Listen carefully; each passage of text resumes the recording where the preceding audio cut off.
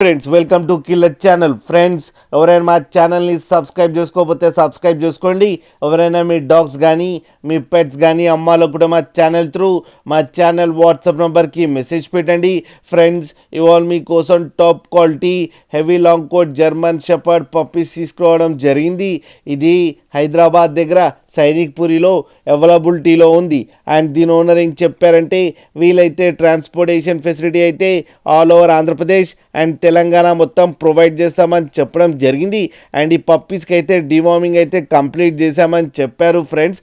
And ఈ puppies age వచ్చేసరికి 35 days అని చెప్పారు.